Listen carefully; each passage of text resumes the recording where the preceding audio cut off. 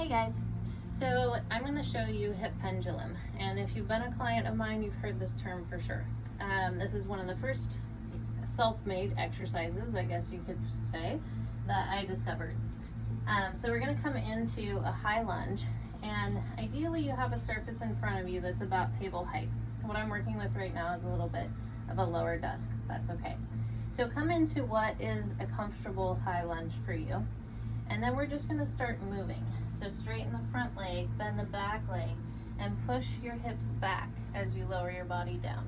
Then as you come forward, bend the front knee, straighten the back leg, and push your hips forward and your chest away.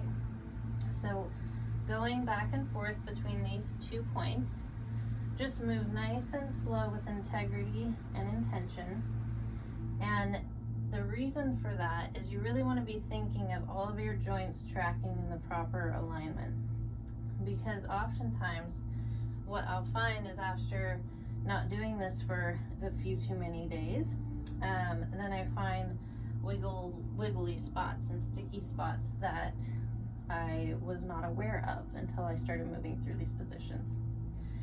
So then when you come up to your next high lunge, now we're going to take that back foot maybe back another 6 inches, and we're going to start dropping the knee to the floor, and then instead of coming all the way up, try to stay low and just extend the leg out while your hips are low.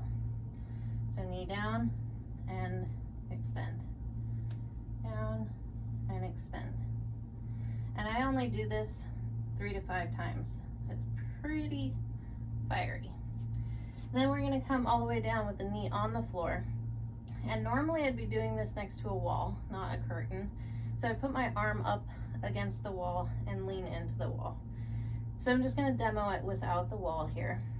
And you should start to feel a nice stretch on the front of the left hip here, kind of running a little bit down and even up into the obliques. You might even get to feel a little bit of psoas, and then come out of it. Now we're just going to switch legs,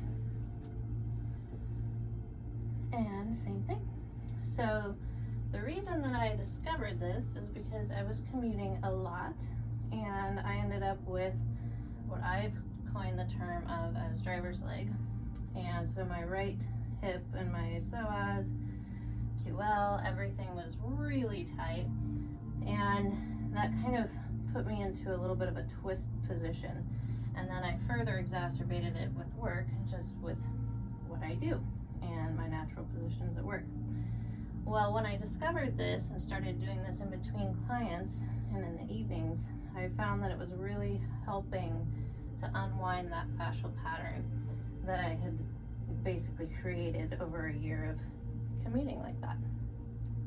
So just because something hurts and is there all the time doesn't mean it can't also go away.